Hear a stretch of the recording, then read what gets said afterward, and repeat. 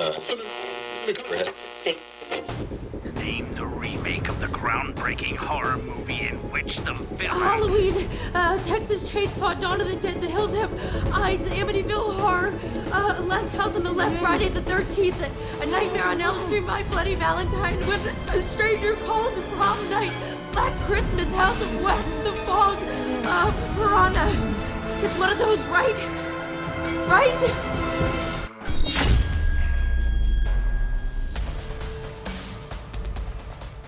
Hello and welcome back to Don't Press Play, the show where I press play so you don't have to.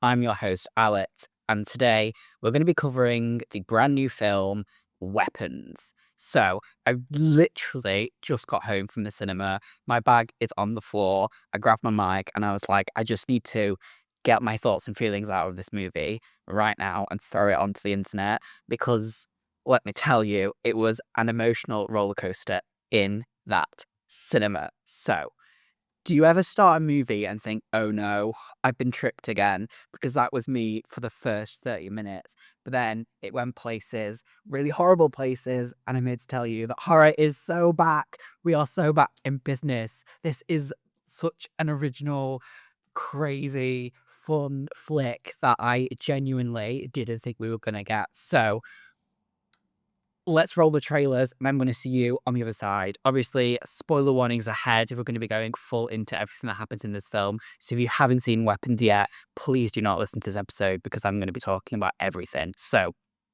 let's roll those trailers. So I'm not going to lie, I first started watching this film and I got about half an hour in and I thought, oh, I can't do this. I was like, this film's going to be 2 hours long. And I was so confused and I really did not know where this film was going because I feel like it drops the mystique of all these kids getting up at the same time and leaving the house and blaming the teacher. And I thought that was going to be the plot. And I thought the plot was going to be revolved around this teacher and how, I don't know, maybe she forgot that it was her fault and that she is some sort of witch. But then the film kind of takes you on a wild chase around all these different characters.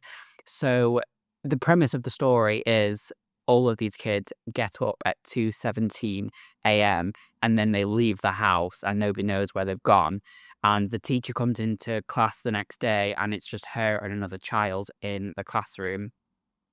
All the parents and everyone in the town believes that it is the teacher's fault because she must be the reason why. And we follow her story very briefly. Probably the first half an hour of the film is the roles around this teacher. And we see that she is struggling with alcoholism and she is essentially not doing very well. Her car is like vandalized and, we just kind of see that was the plot that was basically given, and I assumed, based on the way they were telling the story, that this was going to be the story. And I thought, oh my God, I can't do this. And then it kind of shifted, and we then follow the story of a gentleman who's a father of one of the child that's gone missing, and he tries to try and work it out as well. And then from that, we also see one of the only kid who's left that wasn't taken. We start to follow his story. And then we start to follow the head teacher's story of the primary school. And then it kind of goes that way. And then there is a police officer who is so fit. Oh, the police officer was yummy, yummy, yummy. But not the point. So anyway, the way the narrative in this film is told is a little bit confusing at first because you honestly don't know where the story is going. And I think if I was to nitpick, I think I wish they would have told the story a little bit differently because it only kind of gets interesting when we learn more about the auntie and kind of what the auntie is about, because we see flashes of her throughout the film from the start, but it makes no sense. So the people that are having nightmares and things, they have flashes of this woman's face, and it just doesn't really make any sense to me at first. And I think that's what I was really struggling with.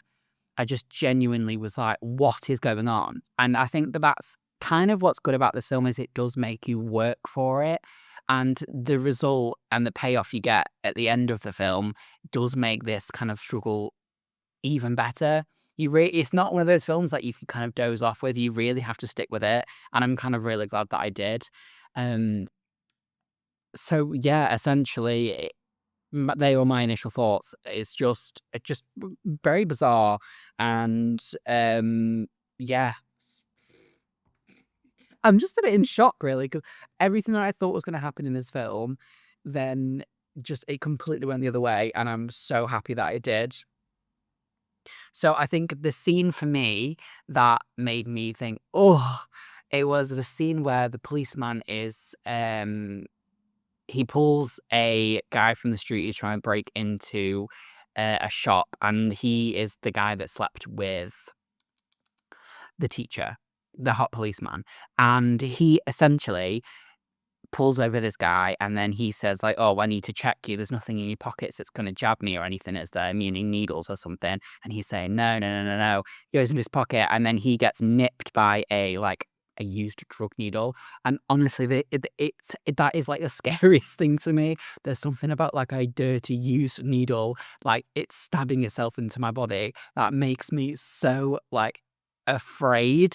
And honestly, that scene was the turning point for me when I thought, "Oh my god, this is gonna get worse, isn't it?"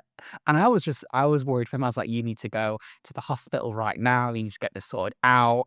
And I think that was a turning point for me when I was like, "This film's gonna get a bit graphic. Like this film is really gonna go places." And then from that point on, I think that to me was like the top of the roller coaster. And then we kind of see this barbarian-esque horror film.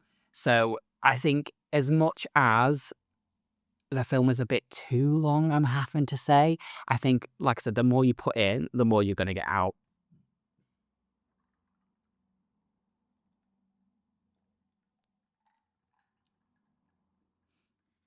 And the thing with this film is the plots all interlink at one point and then tell the other story. So we have the teacher who then runs into the dad, and the dad who then runs into the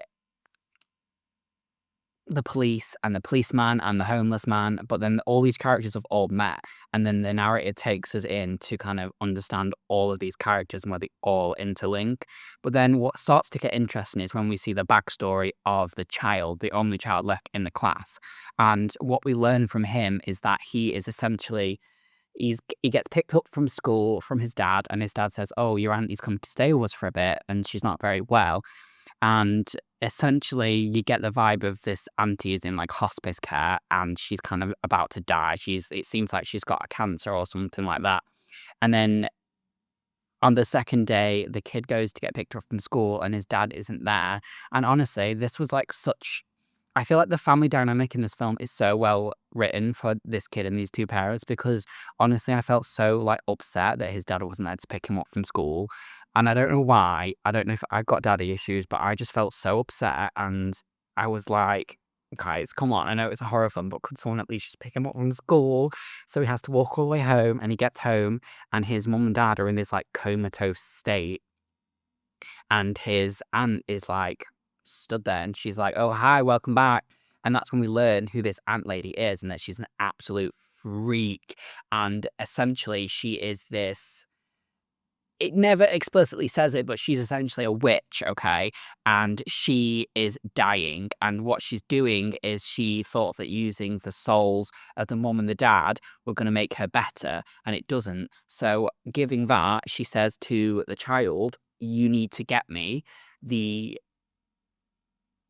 you need to basically help me get the souls of all the kids in your class, because that's what's going to make me better." So he takes it on himself. He steals all the name tags from like the children's drawers. And then the witch, summons these children into the basement. And it's so bizarre. And what I love about this film is that it never explains kind of who this woman is and why she's doing it. She's just crazy. And the first time we see it is when she's in the head teacher's house, and essentially she puts this curse on the head teacher to go and kill the teacher from the school. And like I said, it's never really explained why. It's just you kind of have to roll with it like, oh, she's a witch.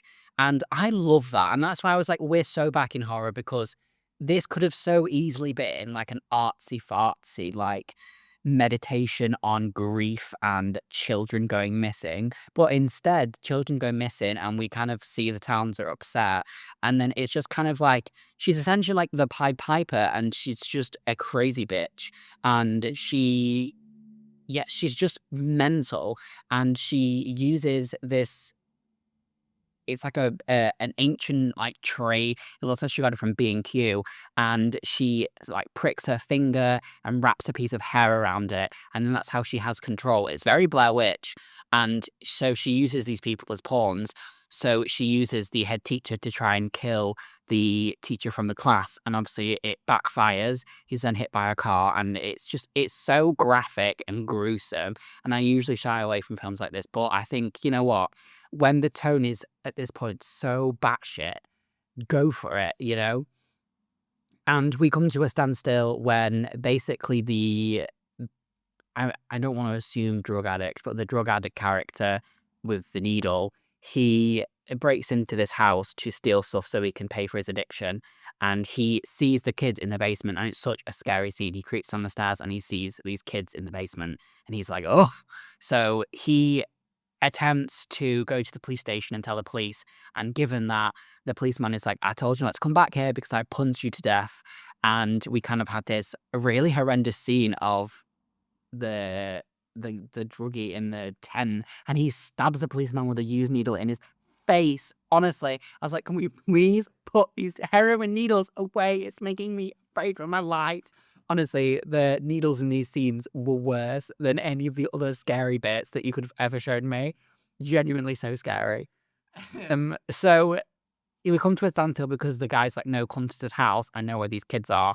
And then that is kind of how we get to the final act, because then in the house, we've got the drug addict, we've got the policeman, and the child. They're all in the house. And then the teacher and the father rock up to the house because they all know each other. And that's kind of when things really go to plan. And the witch has put out these like salt trails. So if you cross them, her like bodyguards, which are just like the parents of the kids and things like that, are going to attack you. The policeman and drug addict, they're like statues protecting the house.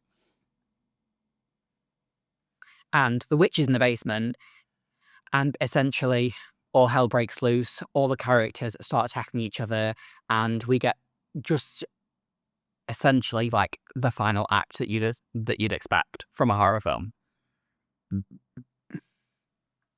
And I was assuming that essentially the characters were going to die and the witch was going to carry on. I didn't really see a happy ending coming to it, and there wasn't a happy ending, but the ending was so phenomenal. So the surviving child takes the wig of the witch. She wears this little shake and go like orange wig. This is what the witch wears. And he takes a piece of a real hair from inside the wig cap, locks himself in the witch's bedroom, and takes one of the sticks from the little trees, and then wraps the thing around the hair around the tree stick. Okay, roll with me, guys. And it uses that to essentially control the children in the basement to attack her. So the witch is about to kill the people downstairs, and the kid snaps the branch, which is what the witch has been doing to the people. And all of these kids just suddenly switch on like robots, and the witch just goes like, oh no, and then she just starts running away through this neighborhood, and the cinema was ecstatic. Like, people were in bits, and I think that's kind of like what you want at the end of a good horror film. Like, we were all laughing because this witch who's been scaring us the entire film is now running away, and there's like 17 kids running at her, and then they find literally smashing through doors and everything. So brilliant. And then it comes to a standstill when they dive on it and then just eat her body until there's nothing left. And these kids are all stood there covered in blood, and all these houses are broken down. And just, I think, when you put comedy in horror, it can either be done fantastically or it doesn't work at all. And this was done fantastically. Even at like the height of the end scenes, the dad walks through one of the broken houses and someone's like, you should come see the garden, there's glass everywhere. Oh my God, there's a man here. And it's just so brilliant because it's so realistic of like, there's just a random man walking through my house. Just fantastic, honestly. So fucking brilliant. And then we come to the end of the film, and the creepy child is talking again, and he lets us know that, you know, one of the kids goes to live with their other auntie who's much nicer, and then they say, oh, some of the kids started talking again after a month, and that's all we get. And then the film ends and the credits roll. And what? Obviously setting up for a sequel, and you know what? Let it have one. I think horror is truly alive and well right now. And I kind of got that vibe, especially during the trailers with films like Together, which looked fantastic. And I think there was one called Him, a lot of body horror, a lot of body horror at the minute. But if that's the direction we're going in, then so be it. Because honestly, it's so much better than the requels and all of that we're getting at the minute. So honestly, yeah, we are so back, guys and girls. We are so fucking back. Black Phone 2, bring her back, keep her, him.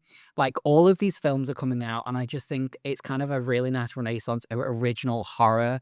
We've not seen original horror for so long, and I think it's our time now. And I'm so happy that, you know, we are finally telling original stories, and this is just the way to do it, I think. And it was so nice to be in a screening full of people and everyone enjoying themselves, because that's what horror is all about.